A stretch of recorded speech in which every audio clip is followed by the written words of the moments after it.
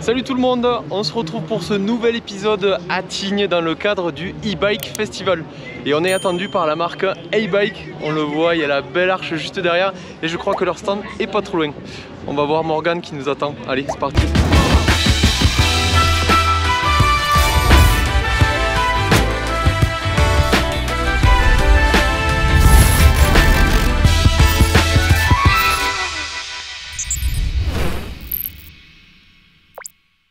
Allez, on arrive chez A-Bike, on en voit, il y en a un peu partout.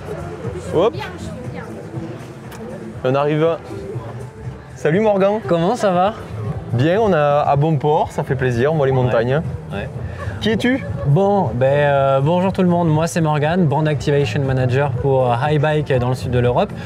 Avant que tu poses la question, Brand Activation Manager, c'est toute la gestion et le développement de l'image de marque de A-Bike. Et voilà. Pourquoi je suis ici? Pourquoi tu es ici? Parce que du coup, je t'ai préparé un petit test terrain assez sympa, un petit comparo. Moi, ce que je te propose, c'est qu'on aille regarder ça d'un peu plus près dès maintenant. Go. Allez. Bon alors Anto, je t'ai préparé deux vélos. Ils sont bouillants, ils sont prêts à rouler. On a d'un côté le All Mountain 1 qui est le point de départ de la gamme et ensuite le All Mountain CFSE qui est le point le plus haut dans la gamme. Le point culminant, voilà. On a deux équipements complètement différents. Tu vas voir ça, tu vas pouvoir apprécier sur une boucle test que je t'ai préparée. Ok. 5 km, 300 mètres de D+, un peu tous les cas de figure pour que tu puisses vraiment bien apprécier les deux vélos. Bon mais cool ça, super programme. Hein. Bon je te propose qu'on aille se poser au calme, que tu m'en dises plus sur ces vélos. Bon Morgan, avant de faire le comparatif qu'on va faire en deux étapes, si tu le permets, on va faire le comparatif parking et le comparatif plus intéressant roulage. Mais avant, chez A-Bike, pour vous, c'est quoi le All Mountain? Le All Mountain, avant tout, c'est des vélos qui se veulent accessibles à tous, mais surtout fun. C'est des vélos qui sont aussi bien à l'aise en montée qu'en descente pour rouler un peu de partout, sur toutes les configurations de terrain. On s'adresse vraiment à un pratiquant qui peut être passionné et en même temps un pratiquant qui est novice et qui veut se faire plaisir vraiment dans la pratique du All Mountain. Et c'est à ça que se dédie cette gamme-là, A-Bike All Mountain. Ok, ouais, parce qu'on peut le voir avec le All Mountain 1, ça peut être clairement le vélo de monsieur tout le monde qui veut se lancer dans le VTT, qui a déjà des bases et qui sait que ça lui plaît quand même, parce qu'on a quand même des budgets de VAE. On est sur un budget VAE, mais sur le All Mountain 1, on est quand même sur une gamme qui se veut accessible, mais en même temps avec un équipement qui est assez correct. On est à 4 499 € sur ce modèle-ci. Là, sur le All Mountain CFSE, on est à 8 799 €. On est sur un châssis carbone triangle avant et aluminium pour les bases et les haubans. Voilà. Et la biellette est en carbone. La biellette est en carbone aussi. Voilà. Celui-là, on ne l'a pas dit, entièrement alu, on est d'accord? Entièrement aluminium. Ok. Dernière petite info sur ces deux vélos. On a deux vélos qui paraissent vraiment identiques au premier abord. Oui, mis à part la couleur et tout ça, j'ai remarqué qu'on est sur deux vélos emulés. Exactement. Donc, roue de 29 pouces devant et 27,5 derrière. D'autres petites spécificités sur ces deux vélos. Comme je disais, très similaires, mais quelques petites choses qui changent, donc notamment l'empattement du All Mountain 1 qui est légèrement plus long. Ça apporte un peu plus de stabilité. On a un tube de selle aussi qui est un peu plus en arrière. Sur le CFSE, on a un tube de selle qui est un peu plus en avant, qui va apporter vraiment un peu plus de puissance au pédalage, d'agressivité. Et là, on est sur un VTT qui est vraiment beaucoup plus sécurisant en fait, pour le pratiquant et notamment pour le novice. Ouais, c'est vrai qu'on est un vélo qui est assez haut sur l'avant, donc dans la pente, on est tranquille. Exactement. En plus là, on a toutes nos petites bagues en haut, donc on peut y aller. Ah ben là, on est en position confort. Deuxième élément de comparaison après la géométrie, le moteur et la batterie. Exactement. Sur celui-ci, on a un vélo qui est équipé en Yamaha avec un moteur PWST avec 70 Newton de couple et une batterie en 630 watts. Sur le deuxième, on a un vélo qui est équipé en Bosch Performance CX avec le moteur en 85 Newton de couple et une batterie en 750 watts. Voilà. De toute façon, on ne rentre pas plus dans les détails, on verra ce que ça donne sur le terrain, mais on sait déjà que ce moteur gagne les Coupes du Monde. Exactement. Est-ce que tu as les précisions de poids des moteurs? On est à 2,9 kg pour le moteur Performance CX. Et sur le PWST, on est aux alentours de 3,4 kg, 3,5 kg. Ok. Et chose que j'ai pu remarquer de loin en filmant les vélos, on a un encombrement moteur qui est moindre sur le SE que sur le All Mountain 1. Tout à fait, on a un boîtier de pédalier qui est légèrement plus haut, ça facilite les franchissements sur les terrains un peu plus engagés, un peu plus exigeants. Tant en montée qu'en descente d'ailleurs. Exactement. On a aussi un moteur dont l'aération est facilitée, donc on a un moteur qui va moins monter en température et qui sera un tout petit peu plus soulagé, on va dire, en termes d'effort. Ouais, taillé pour la performance. Exactement. Comme le nom du moteur, c'est beau. Voilà. Bon Morgan, on rentre plus dans les détails des équipements avec les suspensions, qui est quand même plutôt important sur un VE et sur un vélo tout court, pour moi. Je suis plutôt d'accord avec toi. Ici, sur ces deux vélos, on va être en 160 mm de débattement à l'avant et à l'arrière. Okay. Sur le All Mountain 1, on va être équipé au niveau de l'amortisseur à l'arrière sur un Edge Plus de chez SR Suntour. Okay. À l'avant, on va avoir une fourche RockShox 35 Silver. Ok. Et moi, je vois sur ma bête de course, j'ai aussi du RockShox avec la Lyric Ultimate, le plus haut de gamme. On le voit rapidement à la petite couleur rouge. Et derrière, le Deluxe Sélection Plus. Niveau frein, je vois aussi que j'ai des Magura 7 en 4 pistons devant derrière avec des disques en 203. Sur le All Mountain 1, on va être équipé sur la gamme Tektro Orion. On va avoir un frein 4 pistons. Ouais. Il faut aussi le signaler quand même, c'est des freins qui font le job, qui sont assez sécurisants et pour le pratiquant. Tout à fait. On a un disque en 203 à l'avant et un disque en 180 à l'arrière. Ok. Transmission maintenant. Moi, je vois que j'ai du AXS, donc électronique. Donc il faudra que je pense à le mettre à charger avant de les rouler. Ça peut être utile. Hein. Moi j'espère surtout que vous ayez pensé parce que j'ai pas envie de me retrouver là-haut et être embêté. Donc en 12 vitesses, rien de dire de plus, ils connaissent maintenant. Et toi? Ici on va être sur une gamme Shimano Deore en 11 vitesses. Ok, bon, c'est bien de parler de vélo sur un parking, mais d'aller rouler c'est encore mieux. Je te propose qu'on fasse un débrief juste après. Allez, c'est parti pour ce face-à-face. Morgan nous a préparé en plus 2 chronos, donc une spéciale en montée, une spéciale en descente, pour voir qui c'est du vélo le moins cher ou le plus cher, qui est le plus rapide. Ah, un peu de cailloux, nickel.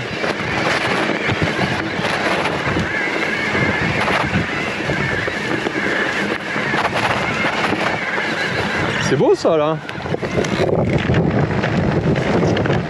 En tout cas, en montée, je trouve que la position est agréable. Ah, c'est trop beau là, magnifique. Ça, autant dire qu'en musculaire, ce serait beaucoup plus compliqué, voire impossible. Allez, on est parti pour la descente.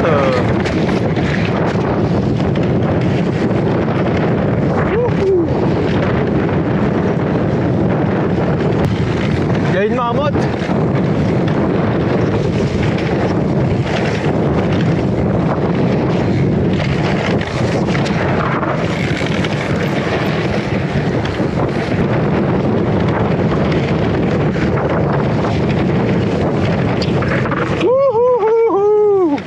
Enculé. Tu t'es fait peur, non? Là, je t'ai vu par terre. Hein. Là, il nous a fait le spectacle devant. Allez, boucle 2 avec le vélo 2.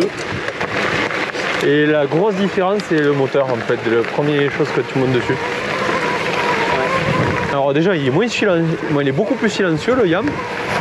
Mais par contre, tu sens plus de friction au niveau du moteur, au niveau des pédales. Par contre, sur du profil moyennement plat, le 70 Newton n'est pas du tout dérangeant. Tu sens pas la diff, pas plus que ça quoi. Il y a du vent. Hein.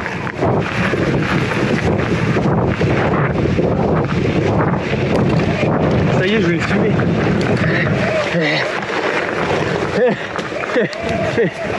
Et en fait, il était pas à fond. Ah, la marmotte! Il y a des marmottes partout ici. Et la marmotte, elle met le chocolat dans le papier alu. Mais bien sûr,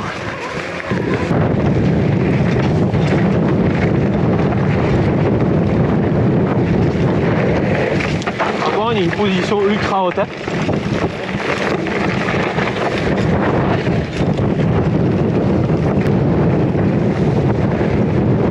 Ouais, c'est plutôt amusant comme vélo.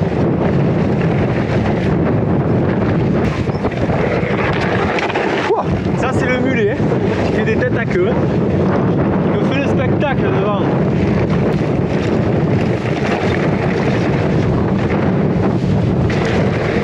Champé court ici. Bon alors, qu'est-ce que tu as pensé un peu de cette petite boucle que je t'avais préparée? Alors je sais pas si je peux dire que tu m'as fait un cadeau ou non. En tout cas, c'était parfait. Je pense que le All Mountain, on l'a poussé à ses limites, notamment en montée. Je pense qu'en descente, on aurait peut-être pu aller encore plus loin. Et pour celui-là, comme à la maison. C'est vrai. On va rentrer dans le détail, mais on a fait quand même 300 de D+, sur 5 km. Exactement. Donc clairement, c'est la boucle que tu fais pas en musculaire, à moins de s'appeler Maxime Marotte, Victor Koreski, tous nos champions français quoi, Exactement. de cross-country. Bon, clairement, c'était pour te donner l'occasion de pouvoir analyser ces deux vélos, de les pousser un peu dans leurs limites. On a eu un parcours qui était assez exigeant quand même, physiquement pour nous et puis mécaniquement pour les vélos. Surtout le All Mountain 1, je pense qu'on est allé dans l'extrême. Ouais, et clairement, c'est peut-être 1% de la population qui ont un vélo comme ça qui va aller faire ça et qui n'est pas adapté forcément à faire de l'ultra raid, aller dans la pente, dans du technique à monter. On est plus sur un vélo de randonnée pour se faire plaisir sur des chemins plus abordables. Exactement, tu as très bien résumé ça. Et dans le très raid, quelle analyse tu peux nous donner? Donc là, moi je partirais plus sur les différences moteurs qui sont assez flagrantes, surtout dans la configuration extrême qu'on a fait aujourd'hui. Le Bosch, clairement, il fait le taf bien plus facilement et aisément dans du raid, dans du technique, dans de la maniabilité, dans du franchissement. Tu as un pédalage qui est souple, naturel, qui a des watts quand même, les 85 newtons. Tu peux facilement engorger ton moteur pour que tu aies le couple qui prenne le dessus et qui facilite le franchissement sans mettre le mode turbo et déraper, faire la moto et le truc qui sert à rien parce que tu mets pied par terre. Par contre, le Yamaha, alors déjà la sensibilité du moteur, déjà on le sent sur le parking, tu sens que lui, il veut partir. Dès que tu mets le pied sur la pédale, il est chaud. Ouais, tu sens qu'il est chaud à partir. Le type est chaud. Et après, sur grand chemin, franchement, tu peux jouer facilement avec les modes. Ça fait le taf amplement sur de la grande piste, même qui peut monter assez raide parce qu'on a fait le chemin 4x4 des Dameuses, ça commence à monter. Par contre, quand tu rentres dans du technique, dans du petit single et surtout du très raide, là c'est plus compliqué. Le moteur, il faut déjà avoir énormément de cadence. Dès que tu n'as plus de cadence, il cale, clairement. Donc cadence beaucoup moulinée. Et après, que dire de plus? Si dans les franchissements, tu sens qu'il y a un temps d'arrêt et clairement, on peut rapidement mettre le pied au sol. Morgan, quand même, à monter, il y a une précision à faire. C'est que si tu ne sais pas piloter, tu peux avoir le meilleur vélo du monde avec le meilleur moteur et tu peux passer tout à pied. Tout à fait. C'est vrai qu'en plus, certes, il y a le mode walk, mais c'est pas forcément pour marcher qu'on est venu faire du VTT ici, non. En tout cas. Sinon, j'aurais fait du trail. Exactement, ouais. Et sinon, au niveau de la transmission, est-ce que tu as senti des différences? Clairement, un petit peu, mais c'est plus des différences de plaisir et d'expérience utilisateur. Sur la XS, tout est plus rapide, tout est plus précis. On a une transmission plus légère, mais ça, tu le sens pas en fait dans le passage des vitesses. Puis quand on parle de rapidité, c'est infime, c'est des microsecondes. On ne peut même pas le calculer nous-mêmes. Mais clairement, ça fait le taf sur les deux vélos, même sur le 11 vitesses. Mais même dans les pentes les plus raides, on est plus limité par le moteur, le Yamaha, que par la transmission. Puis pour les randonnées, clairement, qu'on gagne une fraction de seconde au passage de vitesse. Tu parles de secondes, on a fait un chrono en montée. Quel temps tu penses avoir fait en termes d'écart avec les deux vélos? Ben, clairement, au vu de tout ce qu'on a dit par rapport au moteur, je dirais 10 à 5 secondes de plus avec le All Mountain 1. Mais est-ce que tu connais les stats de notre petite boucle test chronométrée? Alors tout à fait, on a une boucle test qui est à 62 mètres de dénivelé sur à peu près 500 mètres de longueur. Donc avec le CFSE, tu as fait 1 minute tout pile. Avec le All Mountain 1, tu as fait 5 secondes de plus, 1,05. Ah ouais, j'étais pas mal dans mes ressentis. Même si j'en ai bien chié, autant avec ce vélo qu'avec celui-ci. Ouais, à la fin, tu étais bien rôti quand même. Hein. Ouais, pour tous qui disent que le VAE n'est pas un sport, ben, on vous met au défi de faire ça plus souvent et on va voir qu'il faut y appuyer sur les pédales. Mais clairement, la grosse différence, moi j'ai senti au départ, où dès que tu sors d'un virage un peu serré, lui il repart de suite. Tout à fait. Tu m'as titillé avec les chronos là. En descente, ça donne quoi? Un peu de patience. D'abord, j'aimerais bien que tu me dises un peu ce que tu as pensé des vélos en descente. Alors, déjà, j'ai trouvé un comportement clairement différent sur les deux vélos. Il y en a un qui est beaucoup plus sécurisant et celui-ci, il est fait pour la performance en fait. Dès que tu n'y es pas dedans, c'est sanction directe en fait. C'est un vélo qui est fait pour piloter, il te faut être gainé et c'est toi qui amènes le vélo. Après, c'est très vif, très joueur, ben, notamment avec le mulet. Hein. Clairement, c'est le choix pour avoir un vélo ultra joueur. Morgan, on a oublié de préciser, on a la présence d'un flip chip juste ici, la petite pièce qui permet d'ajuster la géométrie du vélo. On a aussi la présence d'une potence un peu plus courte sur notre SE que sur la version All Mountain 1.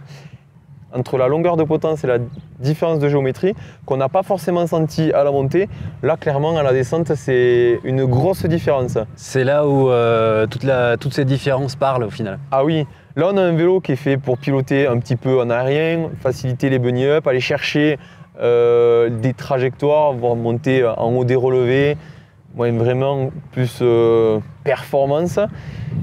Et ici on a un vélo qui est posé au sol.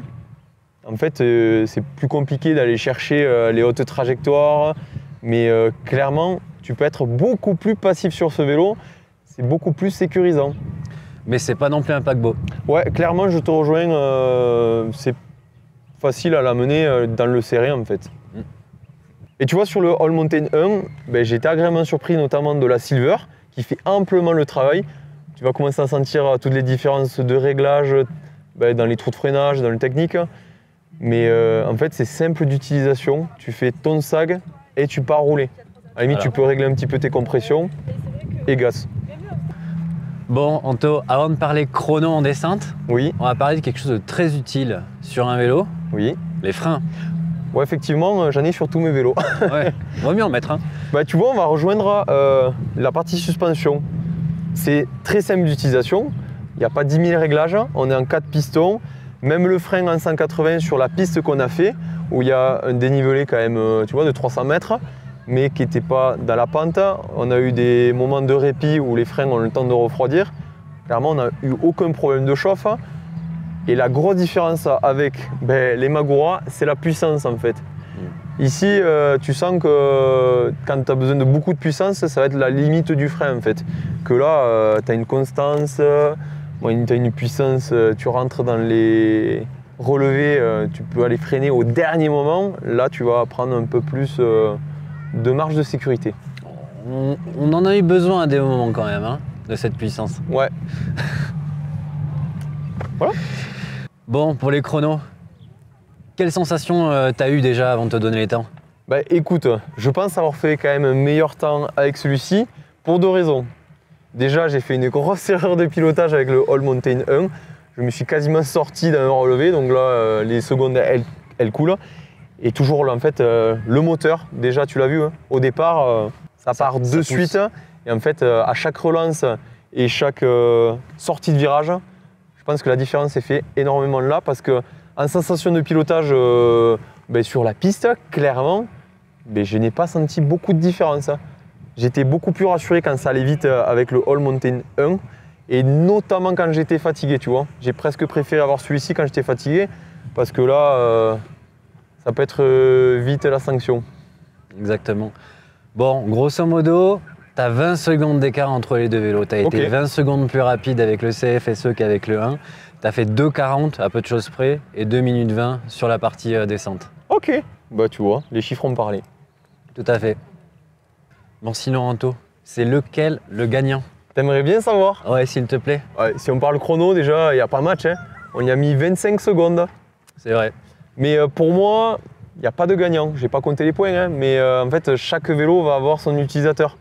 Pour moi, c'est deux pratiquants différents.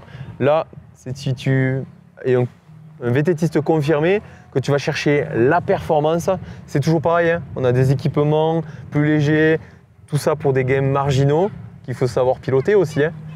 Et ici, on va avoir un vélo qui est très sécurisant pour un pratiquant qui veut débuter ou acheter son premier VE, parce que ça peut être un peu déroutant au début. Un VE, c'est un peu différent à piloter. Donc, deux positionnements différents. Et clairement, hein, tu le vois, hein, là, on peut aller chercher des pistes ultra extrêmes, aller se challenger à monter, faire beaucoup de dénivelé, de la grosse descente, faire je pense, du VT très engagé aussi, même si on n'est pas sur un modèle enduro. Et celui-ci, c'est fait pour se faire plaisir, pas aller chercher de chrono. Je pense que j'ai assez résumé la chose. Ouais, merci Anto, tu as bien résumé la situation entre ces deux vélos. On est sur deux vélos pour prendre du plaisir, mais de manière différente. Je pense que là, tu as encore mieux résumé la situation. Comme on le dit à chaque fois, le principal, c'est de se kiffer sur notre vélo. Donc, go. Bon Morgan, merci pour ton invitation. Eh bien, merci à toi d'être venu. C'était trop cool. Ah, content que ça t'ait plu. Ouais, c'était très intéressant. Autant personnellement, tu vois, j'ai adoré. Je sais pas avec quel vélo partir, tu vois. Les deux? Ah, si tu me les donnes, je vais prendre. Dites-nous en commentaire lequel des vélos vous avez préféré. Si vous avez préféré le CF ou le All Mountain 1, ben, dans votre style de pilotage ou dans le look.